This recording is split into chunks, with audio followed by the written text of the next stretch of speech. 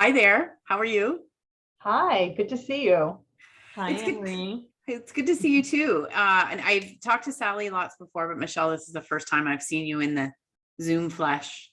It's nice to catch up. Nice to see you.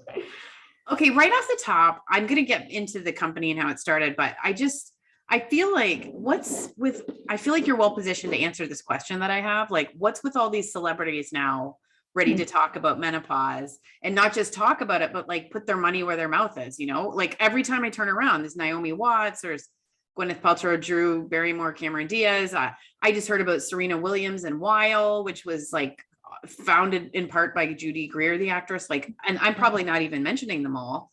But because you've been doing this for a while, what do you think's going on?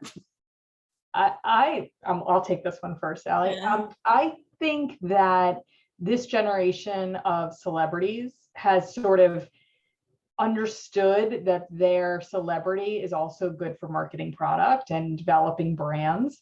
And as they've, when they were younger, it was about a beauty brand. When it was maybe when they were pregnant, it was about a pregnancy brand, something related to childbirth or toddlers. And now these women are in their late 40s and early 50s. And luckily, it's not as taboo to talk about menopause and talk about changes in their bodies as they age. And they understand there's a market for what they want to do. And so just the same way they did a color cosmetics line when they were 20, they see an understanding. And I think there's a little bit of women are much more open about their bodies and what's going on with their bodies as opposed to the generation that came before. Mm-hmm. So all of that makes them look cooler, more interesting. It gives them a platform. I think all of that combines to give these women an opportunity, which is great for all of us, right? I mean, if they're talking about menopause and being out and proud and talking about it, that's good for everybody. Well, I was talking to Alicia Jackson from Evernow, and of course they've got the investment. And she said, all of these people have the same problems that we're having, which is right. And they spotted the same sort of space that you spotted. Right. And I think we talked to a few celebrities, that have admitted their menopause stories. But there's still so much opportunity for some of them to be more public about them. I think we're making progress. And I think it is, everything Michelle said is the reason why there's a catalyst involved. But I think there's still a lot of room to grow here. Because, some of the people that we've talked to are actresses and they're afraid they won't get hired if they go out with these stories. So we don't know. Some of these people that are talking are not working actresses. Like Cameron Diaz, Drew Barrymore, and Gwyneth Paltrow aren't working as actresses. So maybe they don't care anymore about what roles they get or what roles they don't get. So I guess I'm waiting for those actresses that are working to come out and talk more about it. I have to be honest, those women are all beautiful. Like there's a reason they shouldn't be working actresses, like they are beautiful, they look great. And they are an inspiration to say, this is what menopause looks like. You just look at a Jennifer Lopez, like, where is she on her menopause journey? Like, I think the more women that come out that look amazing and are in good shape and take care of themselves and show that, you can be in your 50s and still be working and still be active, and it will prove a model for other people. I think it's kind of weird because in the UK, it's like the thing to do if you're a woman of a certain age to go in the Daily Mail and always say the same thing. I was dying until I took hormone therapy. It's always the same thing.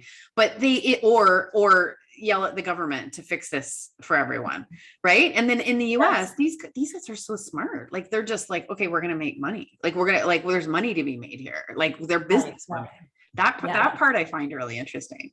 Yeah, and I think there's going to be more to come. I think there's going to be more celebrities that want to be involved in brands. And so I do think in the next few years, I mean, look how much, as you said, just changed in the last year. So it's going to change dramatically over the next 2 to 5 years. I think we're all waiting for Jennifer Lopez to talk about it. I don't know why. It's just like, I know. She looks so good.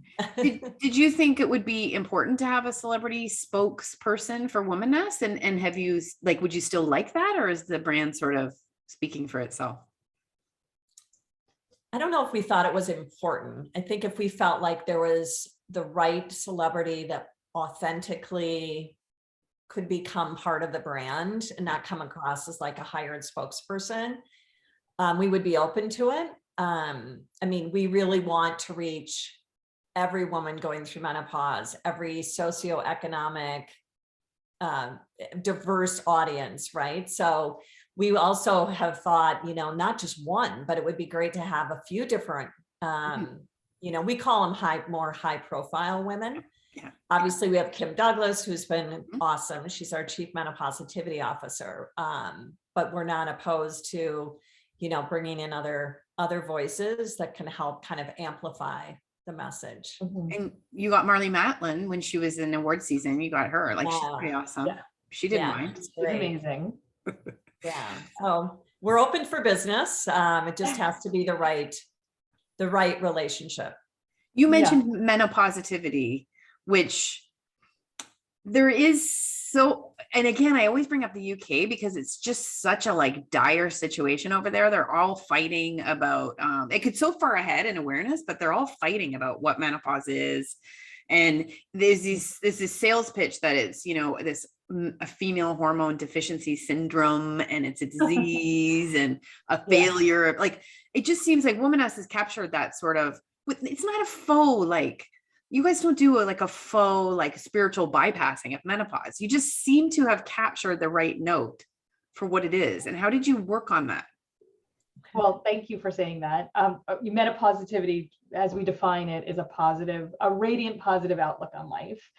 And I think we spoke to so many women leading up to the creation of Womaness, and we heard so many different stories. And it certainly was not always negative. I mean, yes, people may not feel like themselves, and you had some women that are really having symptoms, but so many women also talked about a freedom in their life right now, a new outlook on life, you know, like they don't have maybe the burden of small kids at home or trying to have a baby or whatever else is going on in their life. They have the wisdom, they have confidence, maybe they're more financially secure. There's a lot of really positive things that happen at this stage in life. And we really felt strongly we wanted to focus on the positive, that there is help for women in terms of her symptoms. And we want to provide that information and education. And 100% we want to be there for her and tell her she's not alone, because she's not. But let's not all focus on the negative. I mean, look, we've met amazing women through this process, and they have stories to tell, and they have so much to share. So we really wanted to focus on the positive, and that's really what this whole idea of menopositivity means to us, and why hopefully we're reaching women who just don't want to only hear about the bad, but also tell me about the good. Yeah. Okay, so I'm super curious how you two became friends. Like, I always feel it's like a romance. Like when people get married, it's like, how did you meet? But no, I love the friendship origin story. Oh, yeah. Well, Michelle and I at the time, well, we still do. We have mutual friends, and Michelle's sister, Laura, has been involved in our lives. Of course, Michelle's life, but then through a mutual friend, obviously reached me. So I knew Michelle was coming to Minneapolis to pitch Target when she worked at Real Simple. And I think your sister Laura and our mutual friend Carl thought the two of us should get together. So they kind of made, and Michelle and I hit it off. And my job was just to give her advice. But then we kept speaking after that moment of meeting in Minneapolis. And then I would see Michelle when I would come to New York. And then when she came to Minneapolis to work with Target, we would see each other. So we just kept growing our friendship. A lot of it was family oriented, you know, the family story and like what's going on, but also our careers.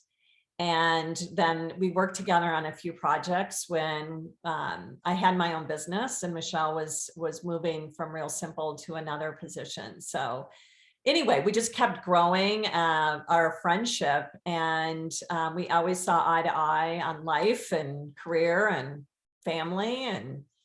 And so we decided to do this together, and it is like a marriage. I mean, it has been amazing, and you learn a Sally lot more than my husband, for sure. Yeah. I mean, when you go into it, what's so interesting is you try to work through, everything that can possibly happen, but there's no way you can predict. Mhm. And it's like marriage, right? There's no way you can predict either, a crisis happening, strife. Obviously it's a lot easier to get to deal with the positive things. It's really been like the challenges, like that first year of being in business. Oh my gosh. And so it's been really, it's like a marriage where you have to really work through, like, okay, what's your stance on this? What's my stance? How are we going to communicate? And you work through any of those issues. And you just can't possibly predict everything that's going to be thrown our way. I'll add that I think we got really lucky too, because I love working with Sally, and you can't predict. Yeah. And I think, we are so lucky. We do see eye to eye. I almost like, in terms of the business, what we want to do with this brand, how we like to treat our employees. Our work ethic is very similar. That is a huge piece of it too. Right. I think we can count on each other. I know Sally, if I'm up at 3 a.m, Sally's probably up at 3 a.m too. And if she's not, I can call her first thing. And I just think, I think we got really lucky that our friendship, we didn't know. I'm from New York. She's from Minneapolis. Yeah. It's amazing. A gamble. But I think if you really kind of unpeel the onion and think about, Michelle and I knew our values were similar. We were just aligned, like at the bigger level. I love her family. She's a great mom, great wife, great friend. I mean, that sister, you can see how she behaves in her life. And then you just kind of gamble, like Michelle said, you just gotta throw it in throw it out there and hope and pray that everything works out. So, but it's been great. And you can't anticipate every challenge that comes your way. But that's where the communication is really important. It's just like a marriage. Yeah. And what do you do if you ever just disagree on something? Just talk through it. We haven't disagreed on many things. We've been talking through it, and we also kind of go back to like the customer and like what's, and that's always a good tiebreaker, like, knowing our customer and the team, that's at the end of the day, that's who we're servicing. And that's always a good way to kind of like look at things in more of a neutral way. But I think what's great is I totally trust Michelle. Like if I'm on, she can step in, and I won't disagree with what she tells the team, and the vice versa. So the team, it's really efficient for the team because they can pretty much count on getting the same direction from each of us. And I think I've been in, positions where you might get one set of direction from one person and another set, and it just creates a lot of swirl. Yeah. And I think our team would say, we don't have that, we have a pretty efficient organization. And from a business perspective, I've never really, I've now more than ever really believe in having a strong mission, because things like pricing, in our mission is being accessibly, like we want to be accessible to all women. So when we thought, should we raise prices? Should we do this? Like we go back to our mission. When we talk about, what education we put on our website, it's about education, information, accessibility, like all of the things that we might sort of, should we do this? Should we do that? We can go back to our mission and say, what did we do? Why did we do this again? Right. And it really helps. And I think having a strong mission, I never felt more clear that is so important for a company, especially at the beginning. Yeah. And values. We spent a lot of time, because we're both brand people. We both built so many brands for women. And so at the beginning, after we did all those interviews that Michelle mentioned, then we really spent like a month working on the language, the tone of voice, the values, what are we as a brand and what are we not? Right.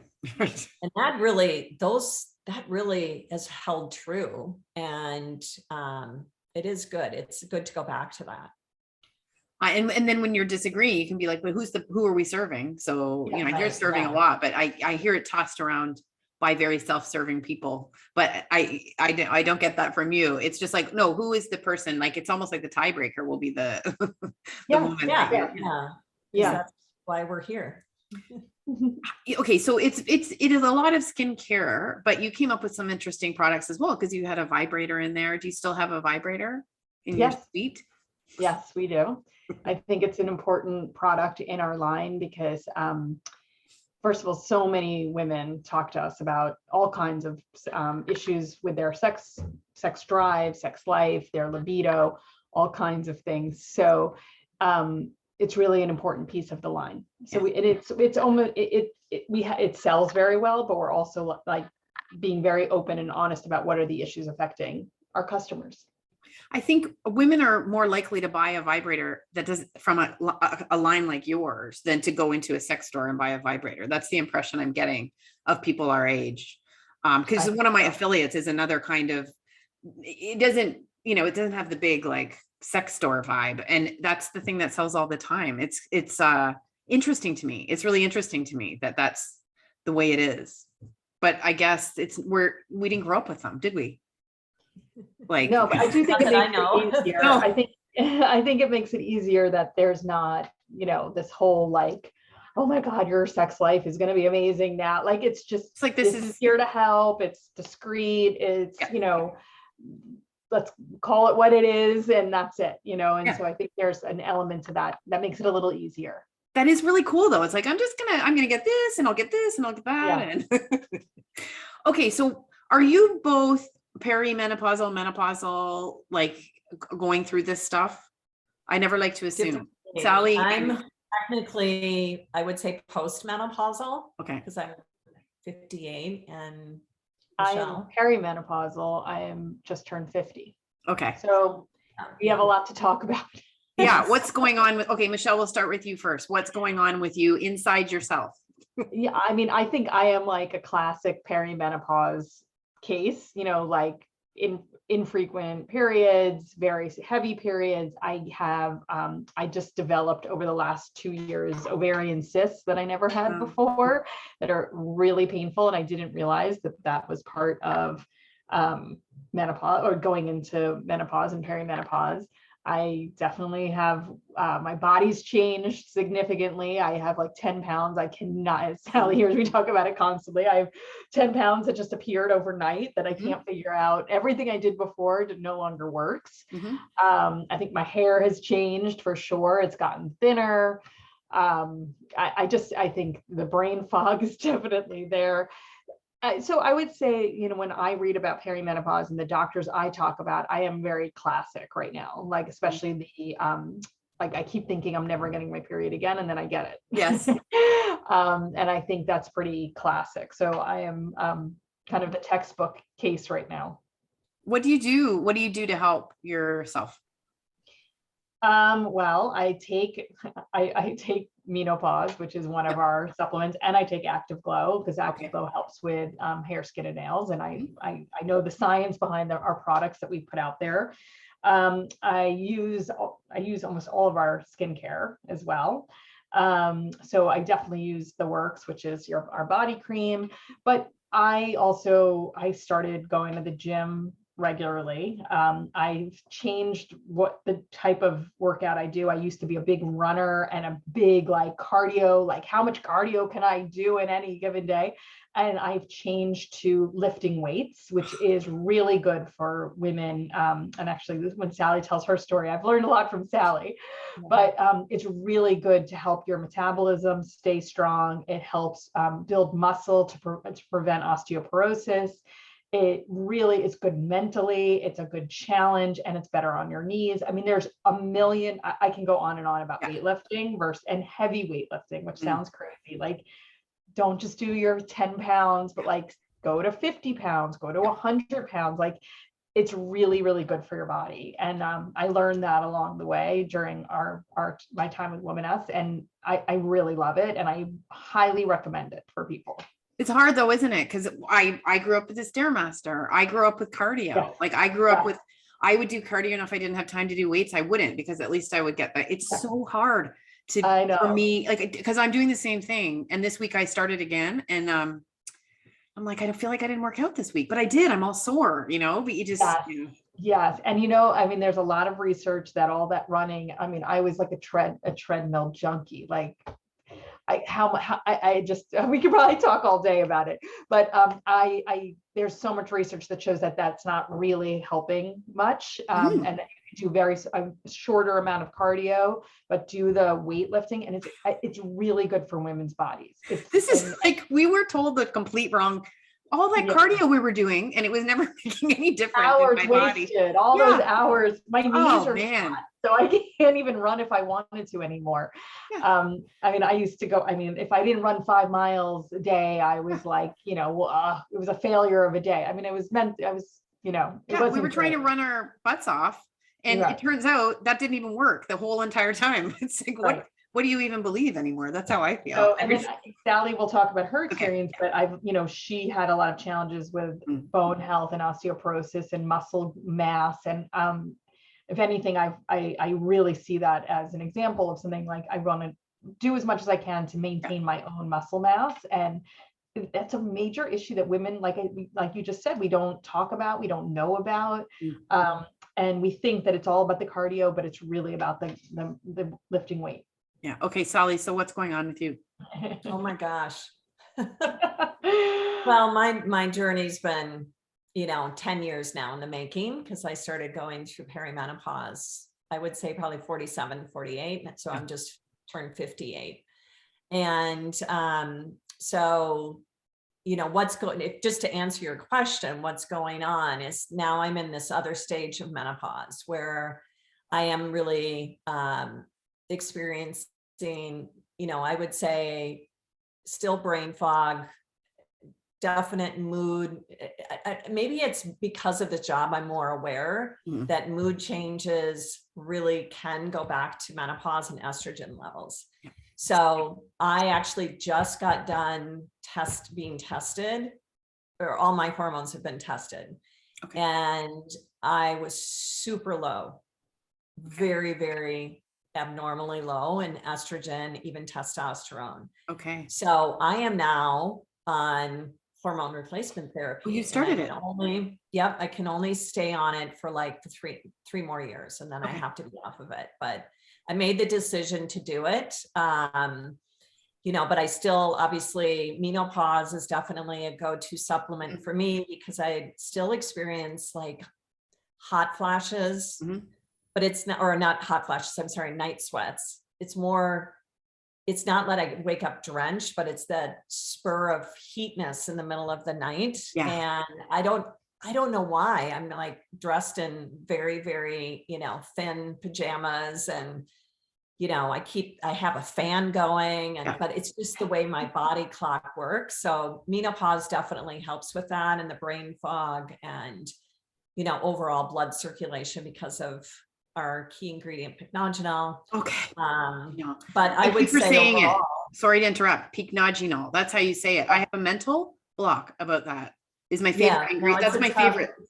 I know it's a tough word to pronounce, but it's such a good ingredient, and even men should be taking that ingredient. I mean, it's a great ingredient overall for blood circulation. But and then of course night sweats and hot flashes. But overall, I would just say I'm in this weird phase of, definitely in full-blown osteoporosis. So the estrogen is there to help with that, because I've tried to take Fosamax and Prolia, and it's not working with my body chemistry. It's really, really challenging. So I've learned a lot in this job about these different symptoms that can come on later in menopause, like joint health, osteoporosis, heart health. And if I had known more about it, I would have started, obviously taking care of myself much earlier on. And that's why we really do communicate the message that you should start in your 30s. You should start protecting your bone health. You should do the workout that Michelle's talking about. And taking care of your skin, because your skin dramatically changes. I mean, there's so much that you can do, in your 30s and 40s to better prepare you for this. So I'm just a late bloomer. Okay. And had I done it differently, I would have really, I think, had a much easier menopause experience. Well, we didn't know. I mean, that was the thing. We didn't know. And hopefully what we're all doing here is letting women know, like, there are things you can do to protect yourself. Yeah. But I think the mood piece has been interesting because it's like, you know, I think some of it is menopause. I think some of it is just aging and all the different life transitions. Yeah. You know, because we're in the sandwich generation. You and I've talked about, you know, aging parents, and there's a lot of anxiety that we're all dealing with. You know, just obviously everything going on in the world and in our families. So there's a lot of stress. And so, yeah, I've been trying to deal with that too. And just always striving for better balance. You know, I know that's not necessarily menopause, but just how do you take time for yourself? It's so hard. We're all working, you know, like crazy. Every woman we talk to is balancing so many things. Even if you don't work full time, you're balancing something, right? Where it's very demanding. So I don't know anyone who's going through this time. And then you have all of these things, like, you know, your kids are leaving home. You're worried about your kids. You're worried about them ever having any life and financial security and just being okay after what we've been through, your parents. But I think at this time, there is also this sort of existential search that we have to do as well. It's on top of everything else. So you've started your company, and that's great. And it's fulfilling and it's a mission, but there is always like this, I just find myself looking around going like, what is it all about? What's it all ultimately for? As excited as I am doing Hot Flash, I have these thoughts like, what does it even mean? You do a great job writing about it in your blog or your newsletter. You're very open, and we've started to be more open too about those struggles, you know, the good. There's so much to celebrate. As Michelle said, there's so much good happening. You know, we finally do have a little more freedom. And we're more, I would say, secure in our decision making, you know, and we're not going to put up with, you know, whatever it is, right? If we can control the situation, you know, whether it's the people around us, and, you know, if it's not a positive situation, we're going to make a change, right? Or, you know, we're going to lean into those things that are more positive. So we're a lot more confident. It's crazy at this stage, but it's still, you're right. It's a lot of time to reflect on where you are. What do you want to do next? There's a little more sense of urgency. Yes, definitely. Someone close to me said to me recently, you've changed. I just turned 52. And he said, you've changed since you turned 52. And I felt like saying, no, I've just, in the last couple of months, I've just felt myself going up like sort of a video game level of not putting up with nonsense anymore. Like I've gone up a like exponential growth in whatever that level is like. And he said, you've changed since you turned 52. And I'm like, well, it may seem that it has to do with my age, but it doesn't. It's just in the last couple of months. I think you're more confident now in your new business, right? Than you were even 6 months ago. And personally too, like, it's weird. It's weird how, as the time goes on, I think that's kind of really exciting, but it's also scary. Like, I feel like it's scary a little bit when you won't put up with this stuff. Cause I don't know. Do you guys find that? Yeah. I mean, that's sort of what I was referring to, that all these women we spoke to, and I think we feel it too, you know, we are excited and we're ready to take some chances in our own life, or ready to like maybe stay away from relationships or in situations that aren't as good. But that also is scary, as you said. And I think part of what we're also trying to say is, you know, we're trying to give people courage to do it, and encouragement and support, because ultimately when you get to that other side, you're going to be happier. So I do think that Sally and I both feel the same way in terms of, you know, starting this business was a huge leap of faith at this point in our life. You know, just saying, okay, I remember part of our origin story is me. I was leaving one job and trying to find another. And I was like, I just don't know if I could do it. Like, I don't know if I could go work for another person. And, you know, maybe we should just try this on our own, because we weren't done. We had a lot more we wanted to do in this world, but we just wanted to do it for ourselves and not for somebody else. Oh, And yes, it was very scary, but we did it. yeah, And you're we're doing everywhere. it. I feel like I might be unemployable at this age, honestly. Like there is that little bit of that feeling. Maybe that's why so many people are starting their own. Yeah. I think Yeah. there is some truth to that. Yeah. Yeah. Well, you are, every time I turn around and I read an article, you're in it, and you're in Ulta, you're in Target, how does it feel in this giant mountain I know you have in your heads of where you want to go and what you're doing? Where do you feel you are? We're at base camp. Yeah. I was going to say right outside of base camp, maybe. It's high. It's base camp's high, isn't it? I think. I'm don't know. thinking we're at the bottom of the mountain. Still elevated. So It's much still to an do. elevation. So I think we're so happy with the success we've had so far, but we have so much more we want to do. Yeah. I think there's so many more women we want to reach. There's so many more conversations we want to have. There's so much more learning that Sally and I could gain from people like you and other experts in this category and in this field. But I think more than anything, we think, we love Womaness. We love this brand. We think we're really serving our community well, and we want to reach as many women as we possibly can. Okay. Well, that's great. I'll be watching. And you can come back and tell me about it when when you've gotten to a level that the altitude's Thank you. making you feel a bit. Right. Yeah. Thank you for all your support, Anne-Marie. Yes, And you've thank done you such very a great job, I think, educating us about what's happening around the world. Given where you live, you have a good handle on, what's going on in the UK, what's going on in, the Pacific Rim, what's going on in the US and Canada. Yeah. Yeah. We are able to ship now internationally. No way. We're officially launching it very soon. So okay, that's amazing, because your posted. people got to me. I'm going to cut this out, but your people got to me and gave me a better code. Yes, like a 20%. yeah, because I noticed that. Don't put this in the. I won't. I'm going to cut it this part out. Okay, yeah, Kendra was